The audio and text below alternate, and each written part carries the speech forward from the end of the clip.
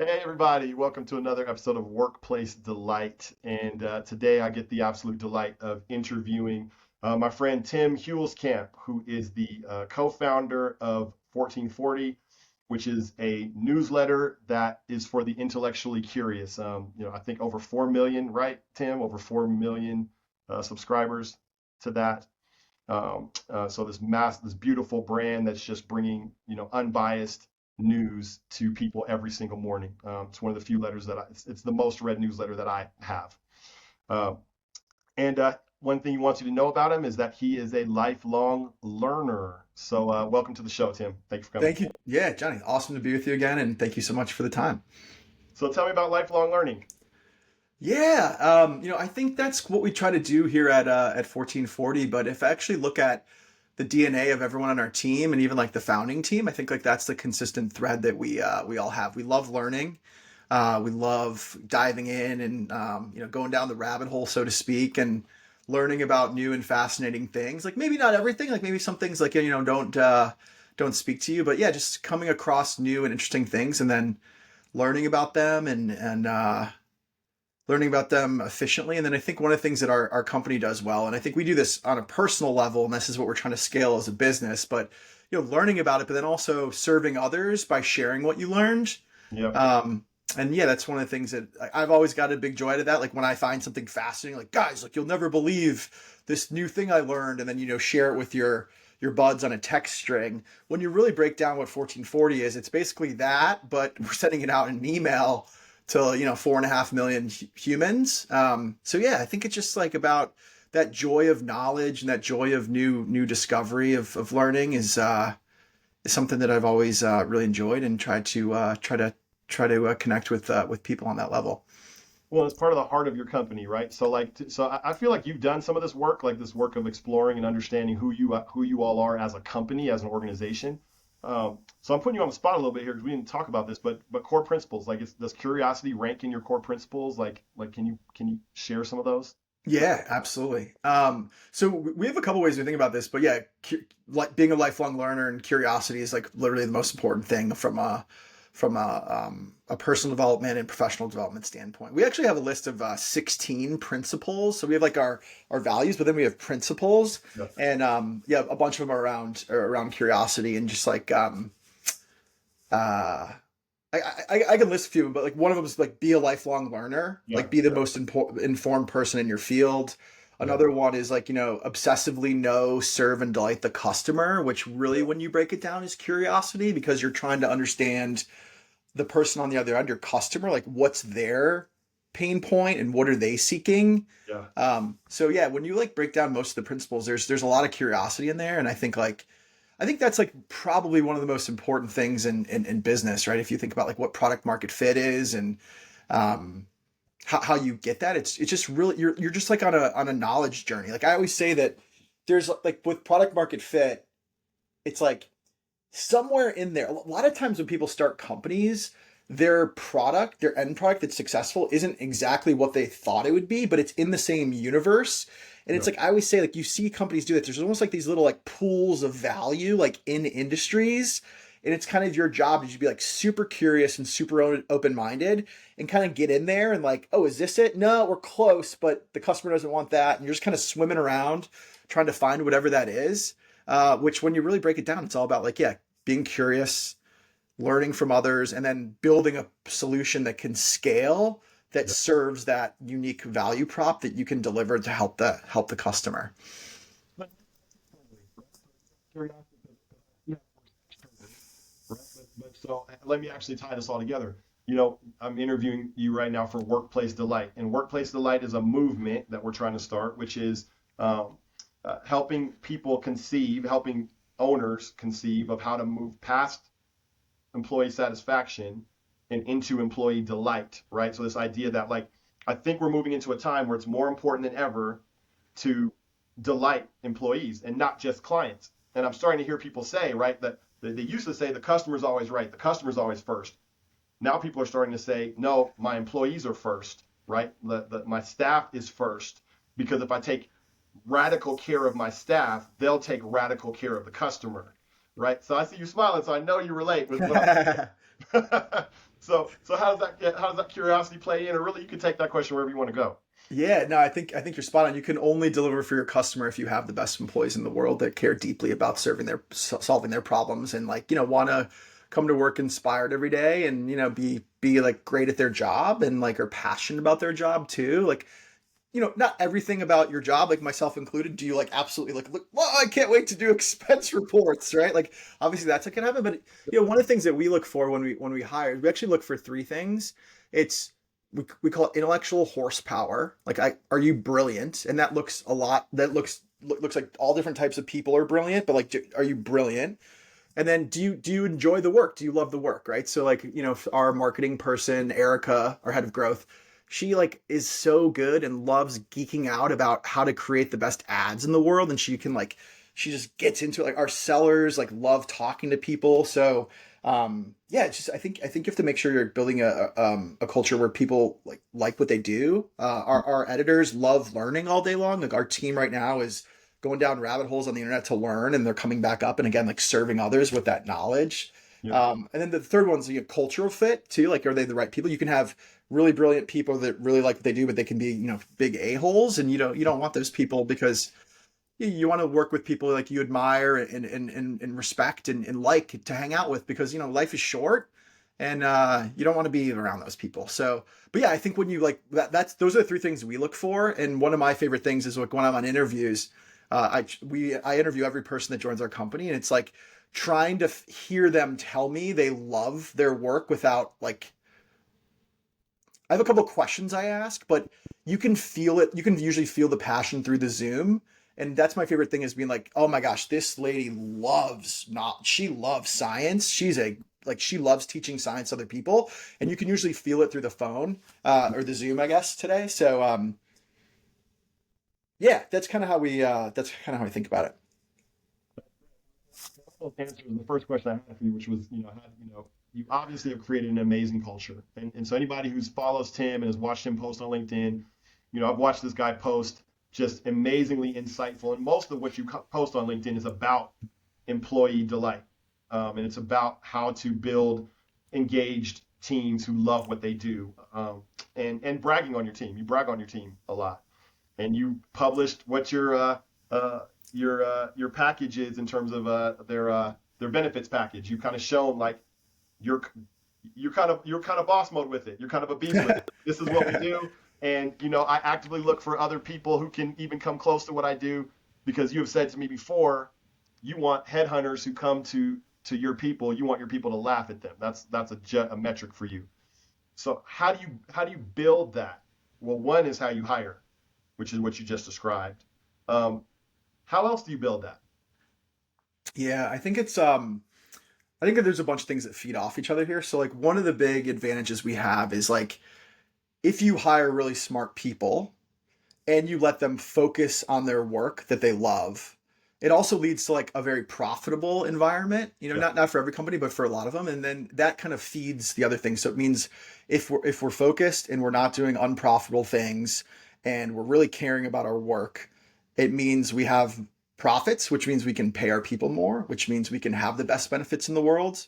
We really try to have them. I'd love to dive deeper on that, but like we have a challenge out there. Like if anyone has better benefits package for us, like let us know and we'll add it to ours. Because as you said, like we love headhunters, we work with them all the time, and I'm not trying to offend them in any way, but I just know that our team, which is very, very talented, is being approached on LinkedIn. Like they are, like we know Okay. that.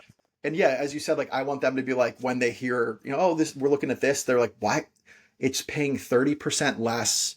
They don't care about me as a human. Like what? Are you crazy? Why would I even entertain that? Like that's what I'm going for. Like when I say like laugh. Yeah. So, but I think it's a lot of things building on top of each other. Like if you're excellent at your work, if you build a profitable business, if you're have a unique proposition as well, like there's all these things that help that make the company more profitable, and then in turn we can take those profits, invest them back in the people, and then you get better people that make more profits, and it's like a awesome flywheel that you're building over time. Yeah. So where did you get that playbook? Because that's very different than the playbook we inherited, right? Like that nobody talked like that when I was in the job market for my first job, right? Yeah. So and describe that. Describe. Do you see that? Do you, like describe what you and how you came to this different conclusion. Yeah, so I think there are two things that really built it for me, for us, I should say, excuse me. Like they're both about like just at the end of the day, companies are filled with people, right? So like how do you help people and serve people? And if you do that the right way, I think you get that back in droves. So like one, we think it's the right thing to do to treat people really well. But Yep. also if you treat people really well, like you attract the best people in the world. And as I said, they produce awesome high quality work, and then the company's better, and then you can attract more high quality people. So it like Yep. kind of like yeah, flywheels on top of itself. But I think the two lessons I learned there were my first two jobs. So my first job I did investment banking out of college, Yep. and before I talk crap about the industry, I had a great experience, and I'm very grateful for my time because I got to learn so much at age 22 that allowed me to propel my career. And I always say, like, if someone asked me if like, would you do it again? I would if knowing what I know, would I do it again when I was 21? I'd probably be like, you should do it, but I wouldn't have told my younger self what I had to go through to do it. If that makes sense, you know, Yep. because like it was a wonderful experience. Like in investment banking, you like learn how companies and industries work at a very high level, and you get all this responsibility. And if you can take it, they give you a lot of responsibility. But you know, that said, we worked 100-hour weeks. We were like sleeping under our desks all the time, and they've made some changes to how the industry operates. But you were just like, you know, you're cranking on presentations, and there were nights where so we actually drove to our office. It was in the Boston area, and there were nights where like it would be 4 a.m. and we would do the math where it's like, okay, well, it takes me 20 minutes to get home, and I have to be back here by 8:30. So let's see, if I drive home and then I hit traffic on the way back, that's going to be about 20% of my sleep time. I'd rather just sleep here. So like, you know, it was this culture that like, you know, kind of the older guys went through it, so everyone did it, but it was pretty bad, right? Like we didn't really take care of ourselves very much, and you were just working 100-hour weeks every weekends, not every weekend, but almost every weekend. And so I think like the first thing was that experience, and I just kind of said to myself, like if I was ever in a position to created a culture, a workplace culture, like it would be basically like, you know, kind of the exact opposite of that. To be fair, they pay you very well, and you get a lot of experience. So, and you know that going into it, they're very at the time, because I admire a lot of things about that position. They're very upfront about that. Like, you know, you're going into like the pain train, but it's just like it's amazing that even happened. So I think that was the first one, and then the second one was, you know what, I got, because of that job, I got into private equity, which again, like wouldn't have happened if I wasn't doing investment banking first. But in private equity, the number one lesson we took away, which you hear about this when you're taking like business school classes, was the quality of the team is all that matters. And I actually got to see that firsthand because we would run into a lot of the companies that we acquired, or would like be transferred to us, would have like dictatorial CEOs. So there's this quote I like to use. It's like B players hire C players and A players hire A plus players. And I think, yeah, I think I saw that firsthand down there because like, so you would have a company of maybe 300 people. The CEO was not that smart, but they thought they were, and they were very dictatorial, and they would surround themselves with C players, like yes people essentially, that wouldn't challenge their assumptions, would just kind of do what they said. And you would go into these environments right away, and you could feel that. And the most interesting part was you would see the 200 to 300 people in the room actually were full of wonderful ideas, were really smart, but like their ideas and their engagement were just quelled. Like they couldn't have thoughts and opinions. Right. So like you're just like the very strange corporate environments. And my favorite thing is we would drop in one of our wonderful CEOs that we had relationships with, excuse me, and you would come back like 3 to 6 months later, and it's the same. He or she would replace the C level, so Yep. it's the same 300 people with 5 new people at the helm, And Nice. it's like a totally transformed company. Everyone's talking to each other. All this backlog of ideas for product development that everyone had for the last 10 years is Yeah. like actually coming to life and being worked on. People are like, are rolling in the same direction. They're communicating finally. Literally the same 99% of 98% of the same people with Yeah. new leadership. So I saw that firsthand, like where the team is literally all that matters. And I think there's a good quote, especially when you're building a small company. We have 21 employees now, but we had 5 or 6 employees up until like 2.5 years ago. And when you're adding a new employee, like new employee number 6, there's Yeah. 17% of your employees, right? Yes. So you just have to like, it's like literally the most important thing is to add quality people. So yeah, I think that was long-winded. I apologize, but that No, it's combination of good. seeing like the pain, like not being in that environment, and then seeing how important the team is, and I think the combination of those two really helped me think through what culture do we want to build here at 1440, and then also what's the culture that will most likely attract the best talent in the world. Yeah. Man, so there's so much that we could extract from that.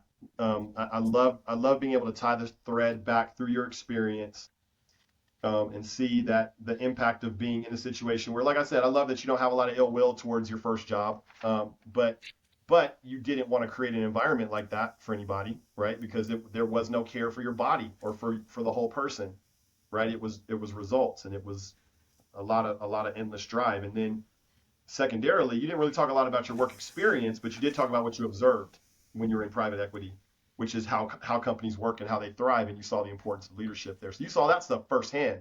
Oh Uh, yeah, boy.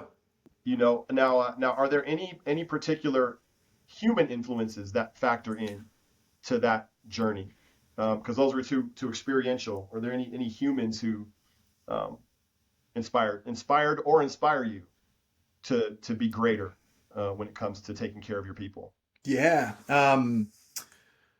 I try to study all the best founders of all time and see Yeah.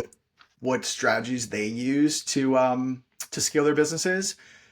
Probably the most common theme you hear when you study those other founders is treat your people like royalty. Yeah. So actually, you reminded me of a quote earlier. Sam Walton, like if you actually break down like what he says, like he's on his deathbed talking about um, how to build a wonderful business, and he talks about 8 or 9 key principles. But the big one he talks about is like, I'm paraphrasing it, but something like successful companies comes down to you taking care of your customers better than your competition, and you can only do that when you take care of your employees.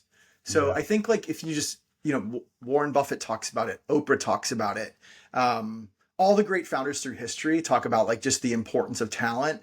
Talent is expensive and worth every penny is another one I like to talk about. Right. Yep. So I think like for me it's I think like my upbringing too, like my parents were all about like treating others with respect and like being nice to people, and I think that helped my personal development. But I think it's just like seeing, because maybe like when you have 4 or 5 people in your company and you're like, well, we could invest this money in marketing, or we could invest this money in having better like treating our people better. I think it's easy to look at a lot of companies, especially the publicly traded ones, and say, well, all right, well they're investing in growth, and their people don't love their jobs, so they seem to figure it out. They're a $20 billion company. Yeah. But I think when you actually break it down and think through, yeah, just like the human side of it. Like if I try to think every day about, I happen to be the CEO of this company, but if I wasn't the CEO of the company, would I want to work here? Right. And just like Mhm. constantly thinking about that. Like, so like when we try to come up with these new benefits, like we actually have like a competition amongst our team to like have the best benefits package in the world. We're constantly asking journalists and other HR professionals, like, here's our list. Like, how do we make it better? And Yeah. like, that's, if I wasn't the CEO. I mean, I am an employee too, but like I would want to be at a place that's like constantly delivering for me, right? Yeah. So yeah, we're just trying to think through all these yeah, just try to be like better every day, right? Just like get a little bit better every day, like in everything we do, but especially with how we treat each other. Yeah, man. Now, how many employees total? I'm trying to visualize right now. So how many? We have 21 full-time employees. 21 full time. So cool. So, and Yeah, and I think a lot of people like there's some companies our size-ish that have like, a couple hundred employees. yeah, But I think again that goes back to like who we look for and how we hire. So we try to like only focus on areas that we can like be the best in the world at. We like to hire people. We have a lot of folks on our team that are kind of like in their 30s. They yep, have kids at home. They've had really successful careers in media. They know their stuff. yep, They're like we call like strategists and executors, so they can do the strategy work, but they actually like doing the work as well. And yep, like when you do that, it's like as an example, our growth team is one person. So we're spending $1 million a month on growth with one person. Now she's got some yeah, agencies that help her, but yeah, because of that, like, she's got a very lean and mean organization that focuses. And then that means we can pay her way more, her and others way more than market, because like she doesn't have 6 people on the team. right. And then because they're not poorly communicating with each other and stepping on it, like we can like work faster and more efficiently. So as I said earlier, they all kind of like snowball on top of each other.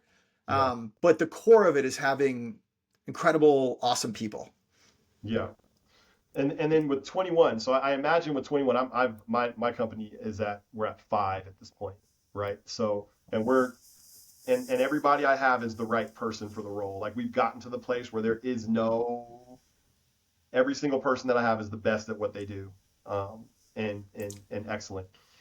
But I can imagine it gets harder and harder to keep tabs on individuals the larger you grow. So how do you keep tabs on individual hopes and dreams, and aspirations in your company of 21? Yeah, yeah, it's amazing. Like it's not linear; it's like exponential as you get bigger. And I can only imagine how companies with thousands or tens of thousands of people think about this. Like I'm getting a Yeah, headache thinking yeah, about it. But yeah, I think it's for me one of the things I've learned is like keeping the relationship with everyone. yeah, So like I actually think that's really special that I still know everyone and I know like their kids' names and I know what they're up to and I know like what they want to do. Like we're trying to build this company for many decades and not sell it and just keep going.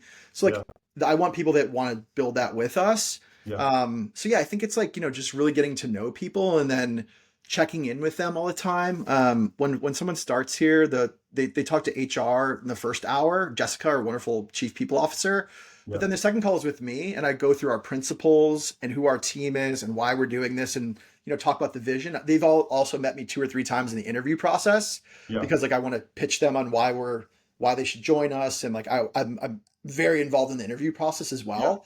So yeah, and then like during that first meeting, I set up a Slack channel with them, and it's like at any time if you have any question, I'm right here and I want to hear from you and like I value your opinion and we yeah, want to hear like what you're saying. If we're talking about these principles today, if you're doing something or in a meeting where we're not living up to one, like you got to tell me about that. Like I would love to know about that so we can fix it.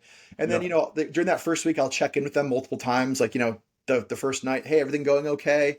I think a lot of people like just again like imagine if you were joining a new company, how would you want to be treated? And I want someone to like have like that white glove service, and I still am part of that white glove service. And then I think it eventually it turns into like I do we call them happiness check-ins. So yeah. every quarter I do a one-on-one call with everyone. And it's like literally the exact opposite of a performance review. It's like you tell us what we're doing wrong and how we can fix it. Like Oh, what's going on? oh, Like is there anything we can do better? And like actually a lot of our benefit ideas have come from that, right? Because people are like, you know what?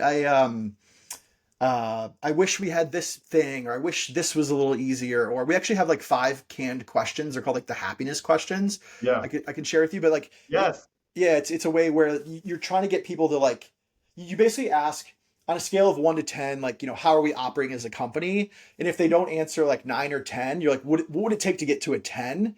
And yeah, then it actually gives them the permission to like sit if they're holding something back, which hopefully they're not, but sometimes people yeah, can. yeah, It gives them the permission to say what that thing is. Um, so yeah, so I think it's like setting up a great relationship when they start, knowing that you can talk to them at they're always there to talk to you, doing the quarterly happiness check-ins. I try to like talk to people. I actually have time on my calendar on Fridays where I'm just, like, oh, I haven't Teddy, our awesome chief content or director of content. Like, oh, I talked to him on the Tuesday call and the Thursday call, but how's he doing? Right. And just to try to yeah, like connect with them and like even like shoot the S, excuse me, a little bit with people, right? Just like they're humans and they're awesome. And like I don't love it when people say, we're family. I don't think that's right and Yep. fair, and we're not family. But like we like to say, like we're froligs. Our buddy Teddy came up with that one. It's like friend colleagues mixed, because everyone like kind of thinks the same way and likes to do the same things, and is intellectually curious, and loves learning, and we're all very very similar minded. So yeah, we want to make sure like we're getting to know people, and are they feeling all right about the company? And also one more thing, and I'll stop rambling. It's just like, if as you're building a company, if there's someone who like doesn't want to be there, what Yeah. I want to know that, right? Like I want to know that if I only have one person in one organization, or maybe even two people in one organization, like I want to know that like they're gonna be there for a long time and like Yeah. want to be there for a long time. They're not gonna like, look for a new job and leave us tomorrow. So like I have those conversations with them too. It's like, hey, like everyone knows on our team, I hope you never leave here. And we want to create an environment. It's my job and our job to create an environment where you never want to leave. But if you're like going to leave sometime, like just, can you tell me? Like I tell them that, like, you Yeah. should tell me, because it's not like we're going to be like, get out of here and walk you out Right. of the door. Right. Right. Like yeah. Cause like we're like a small company. We need to know that. So yeah, I think it's just knowing people and like talking to them on a human level. I think with these big companies, sometimes you get like process and scale and all these things, and like the humanity gets taken out of it. For And sure. it's like, dude, it's just a really smart person that you like, that is your colleague. Like talk to them, communicate with them. So I think it's just pretty basic stuff actually, but Yeah. I think as companies get bigger and they just kind of forget about some of it, maybe. I don't know. What's your take? Is that what you think, or? Dude, so I love, so yeah, you say basic, and I think that makes sense that it would seem basic to you, and it seems basic to me because we're kind of relational people. But I think it's not just, I think we're also fighting a culture. We're fighting maybe the previous generation's view of work, Mm, which was mm, radically different than our view of work, right? Like my dad still works at the post office, and you know, I won't say much about this, but he works there. Does he love his job? I wouldn't say he loves his job. I wouldn't say he necessarily is in love with his employer. I wouldn't say that either. I would say that he comes from a generation where if you found a good job that was going to pay you, then you stick with that and you're loyal till you die. And why are you loyal? Well, because that's just what you do. You're loyal. They're paying you, so you're loyal. They're yeah. helping you support your family, so you're loyal. And if they do things that you don't like, then that's just part of it. You just got, and the generations that are coming are not the same. They Yeah. don't think the same, and Mm, you won't keep them with that mentality. But that mentality lingers though in our institutions, right? Like like you said, when you said we don't even call it a performance review. It's a happiness check-in. Like what? well, yeah, we had performance reviews as well. Okay. Like we go Okay. the other way, but this one is the opposite of that. It's like a company performance review essentially. Right, but So even yeah, the idea of flipping it like that, yeah, right, yeah, where yeah. they get to review the company, that would never have been in the mind of the previous generation. That like, what do you mean review the company? I pay you a check and I give you benefits and you're able to take care of your family. That's what you get. Yep. Purpose and meaning and community and benefit, other benefits and fun and flexibility. It's like, no, I pay you to work for this amount of hours. You work this amount of hours. So that's my answer is I think, and I've had to uproot some of that because I'm 49 years old, right? So I came into the market that was where I inherited that point of view and I began to see it in my leadership. And I believe I've been able to shed most of it, right? Through kind of, I mean, maybe a similar process to you. Like I just love people and I love my people and I want to be a place where people enjoy coming to work and they love what they do and they love the team and they feel very well taken care of, even absurdly well taken care of. Like I think that's good. So that's kind of how I answer the question. Yeah. Great take. I totally agree. I think that's right. There's some baggage that maybe we have to unwind as a society here. It's transactional baggage, right? It's like I pay you like as if you were a robot to do a function. I don't necessarily care about you as a person Yeah. because we've just got to manufacture this profit real quick. Yeah. It's very transactional. these generations, they're more relational, it seems like. Yeah. Yeah, I think that's right. I do think though, like even if I think if those companies that are transactional run the math on like retention Yeah. rates and all that, like there's good math in it too. Yeah. So, um, actually, I try to cover this in my LinkedIn post because what I it hasn't happened yet, but I'm worried that not worried, but I think that someone might read some of my posts and be like, oh, that guy's like a hippie or something like, oh, he's a hippie and that's why he's Yeah. doing. And it's not at all. It's actually like one, I want to treat people, we want to treat people as best as we can because we think it's the right thing to do. But when you treat people better, you get better business outcomes too. So I Yeah. think like again, those companies that maybe are thinking like very transactional, if they actually like looked at their data and said, wow, like here's a cohort of people that we treat like I don't say trash, but I just did. Yeah. Don't treat well. And Yeah. then here's the people that we invest in their future. We help them with knowledge seeking. We train them better. We pay them a little bit better. I guarantee all day long, cohort B Yeah. outperforms cohort A by like many orders over time, many orders of magnitude, right? So like Right. I think sometimes they're not thinking about the fact that like when you do these strategies, it actually helps the business outcomes as well. Yeah. Yeah, man. That I think that's right on. And it makes you ask the question then, well, why did that philosophy of leadership become so prevalent, right? Or that transactional kind of view. Um, and it probably also has something to do with our view of authority, Yeah. right? Authority is you do what I say. That's what authority is. And authorities, there's probably another part of authority is I care about you as a person and I earn the right to lead you, right? I like that view better, right? Like to some degree, I'm earning the right to lead you in a direction and I'm partnering with you as a Yep. I'm standing at the top of the hierarchy and you exist to carry out my will and my bidding.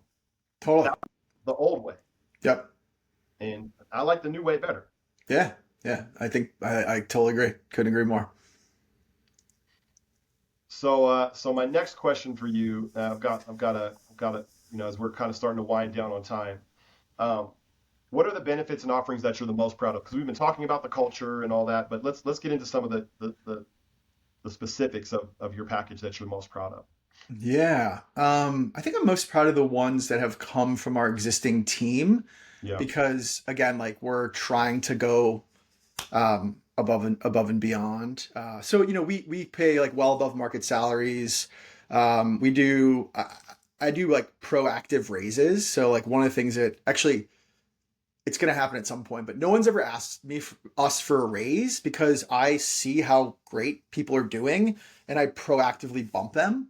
yeah, Um, like, so I want their every day or every week or every month, like they're getting better at their job and there's commiserate with like their value they provide. yeah, And we recognize that and we want to show them that. So I think you know like that's a nice one. We have everyone on our team has equity, so like we're all rowing in the same direction. And like if there's a successful outcome, whether that's like we're trying not to sell this company, but like, when we're profitable at the end of the year and we make money, everyone shares in that as well. yeah, Um, and then yeah, like you know, so we do body scans. So that's like a really yeah. cool one that we've launched the That one last was so cool. yeah, and like you know we had a co-founder pass away. Have I told you this? No, no, Two, no. yeah, yeah. Yeah. So 2 years ago, um, Pierre Lipton, brilliant, incredible human, 26 years old, and he was running a marathon in the Phoenix area and finished the marathon and then didn't make it. Oh, And you know, so it, he sorry, he you know, his DNA is still all over the company, and just also, I think that makes you realize like what really matters in life. Building a company, and it's like, yeah, you know, you might miss a revenue number, or you're guaranteed, you're worried you know you had a loss on a client. It doesn't matter in the grand scheme of things, right? So yeah, I think one of the things we took away from that is like how do we deliver more proactive medicine? So that's where the body scan comes in. yeah, So We Yeah. want everyone, and not everyone takes us up on it. And that's fine. But if you, some people have things that they don't know about, and sometimes you find out about it too late. So I'm really proud of that one. I think we talked about how like this, we're not a family, but we care about your families, and like a lot of our people, I know their kids, and I met them, and we hang out, and I want to know about their kids. We all want to know about their kids, so like we want to invest in their children as well. So we launched a cool we give $500 to every child of a 1440 employee on their birthday to invest in their 529 plan. So that was a cool one we came up with. Yeah. And then yeah, we're just like we do like a sabbatical after 5 years, and we do 16 weeks of parental leave. And actually that's a good one. Amanda, our VP of sales, just got back from maternity leave about a month ago, and like actually one of the first questions I had for her was like, 16 weeks is what like Airbnb and Apple and all the big companies do, so we like wanted to match that. But I was like, Amanda, like, is that enough? Like, or like, what was your take on it? Like, should we be doing it different? Like, is it, if we're trying to have the best benefits in the world, like, was that enough time? Like, you read like in Sweden or the Nordic countries, like they get like a year off, right? Yeah. So is 16 weeks really enough? So yeah, I think those are some of them, but yeah, just trying to come up with new ones all the time. Like we I don't know if anyone has any great ideas, we'd love to try to incorporate them. But yeah, we're just trying to constantly think through like, yeah, how can we invest in the family? How can we invest in people's proactive health?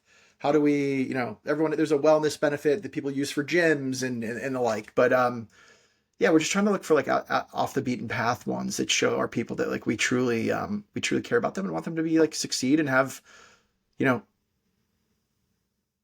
yeah, meaningful lives, and just want them to be like awesome people outside of work too. I think part of that is also respecting the weekend, respecting after hours. So Yep. we don't ever bug people on the weekends. Like if someone writes a Slack message on the weekend, like I'll like go in and exit. Like, what are you doing? Like, you're not supposed to do that, right? Because like we want people to work hard from 9 to 5 and then kind of hang it up and then let them go be great parents or whatever their passion is. Like go do that too, because we want people that are like going hard for 40 hours and then have awesome lives outside of work and not just burning the midnight oil all the time. There's going to be so many people watching this.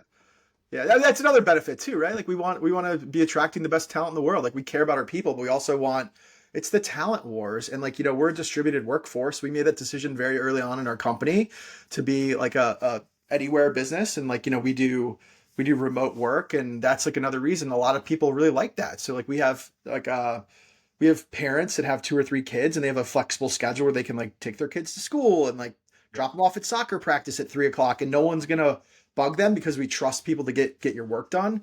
Yeah, Yep. by doing that, it opens up like a massive talent pool as well across the United States. Like we're here in Chicago. If we were just in Chicago, it's like 2 or 3% of the country. Now it's the whole country, or even eventually the whole world, right? Like you could do.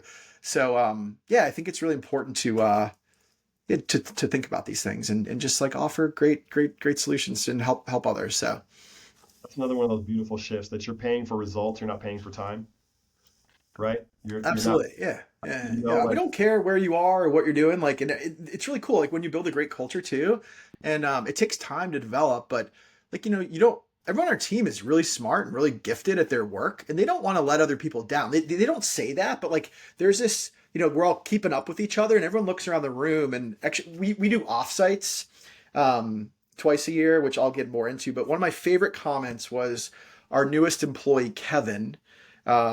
Joined our first offsite a couple weeks ago. We had it down in the Bahamas. We do like a winter one and a summer one. We invite significant others to the summer one.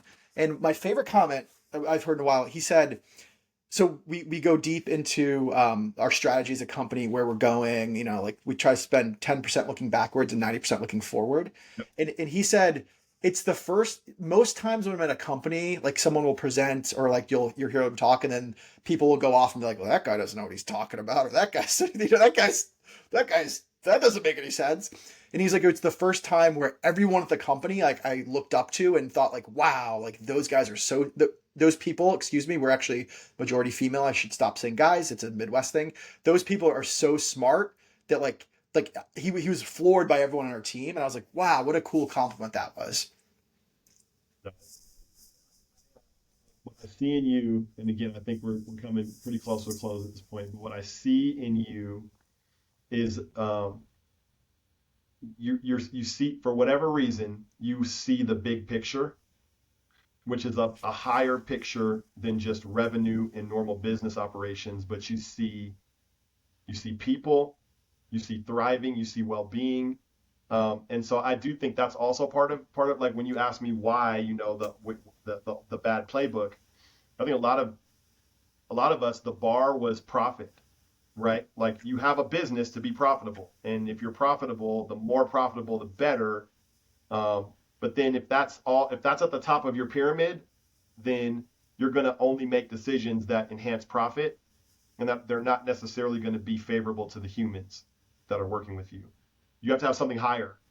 You've got to have something higher, and you obviously and the team like shout out to you. And I also want to say this doesn't happen just because of you. This happens because of the people Totally. that you surrounded yourself with, right? Absolutely. Absolutely. But Yeah. you have your eye on something higher, and it inspires people to want to give more when it's not just I'm just converting my hours into dollars for the owner, right? Nobody wants to be a part of that long term, or at least they're not inspired by that. Yeah. I think that's spot Right? on. We want to create a place of thriving for people to grow as human beings and to be well cared for and to take good care of each other. Like that, I could get on board with that. You know. And I just think it's something beautiful that you're doing. And so I'm so pumped, man, that people get to hear um, that it can be done this way and it can be thought about this way, and maybe permission to think about it more this way, to see our job as leaders more as creating health and thriving for our people than about creating profit, which is also important. And more profit means you can take care of people better, Yep. Yep. Yep. also. Yeah. I do wonder if like I think if you add the word long term or before profit, I actually Yes, wonder like yes, I think that might be one of the big yes, differences. Like if you actually think yes, more long term, not you, but the royal us, right? When you yep, think longer term, these things actually are adding long term profit. Like not yes, not in the short term, right? So like to your point, yeah, giving higher bonuses and paying for body scans and doing that, like maybe like our 2024 net income number was lower than it could have been, yes, but our 2029 number will be much, much higher. yes. Yeah. Oh, that might be the nugget, man. Like, thank you. Because like there's still that old mentality is hard to get rid of, Yeah. right? That maybe there's a better way to do business than taking good care of people, and you're saying not taking care of people is the best way to do business, from a profit from all metrics. Totally. Yep. Couldn't agree Long. more. Do you have a last piece of advice? So for people that you know owners out there who maybe have a desire to do this better, but maybe they are facing a lack of resources or things like that. Like where would you counsel somebody to start, um, to in order to try to create a movement or create momentum towards a culture like what you have? I would say look inward and just think, imagine you're on the other side of the table. Is this a company or benefit or strategy that you'd want to be a part of? Mm, And I think some people just like don't even take the time to really think through that. Um, I think that's the big one. And then second, just the whole profitability thing and focus is a real differentiator. I think a lot of companies maybe try to do too many things and then they execute them in a mediocre way, excuse me, and yep. then they don't do them as profitably, and then they have to hire people, and then they can't hire as talented of people, and then you have to hire more people, and it's like a slippery slope. So, um, I mean, the fact that we're super focused, we're only fight battles where we can win, right? Like we keep the thing very profitable. It's a huge strategic advantage. And then Yes. again, we can use those resources to hire more people, higher quality people. Say that three Yeah. times. Yeah. Um, so yeah, I think it's that's what I push people on is do you need to have, you know 12 people on your team? But not I'm not saying take your 12 and take it down. I'm saying as you think about building your team out, what's the ideal way to build it out? And I think a lot of people overlook like the importance of profitability in that calculus. And if Yes. you have that involved, it actually spins on that flywheel I mentioned earlier. You can pay people more, which gets you higher quality people, which allows you to them to do less because they don't have as many projects to work on, and it spins in a flywheel. Yeah. Yeah, no, it felt like that was only 5 minutes. We just do this another a couple of hours next time, Johnny. I know, dude. I know. But man, thank you so much for sharing your wisdom and everybody say wave goodbye to Tim because we're all done for the day. All Take right, care. excellent. Yeah, thank you, Johnny, for the time. And if anyone has any insights, we're trying to learn every day, as we said. So send them along, and we're trying to get better on everything. So appreciate the time. All right. Thank you, All Tim. right, Later. cool. Thank you.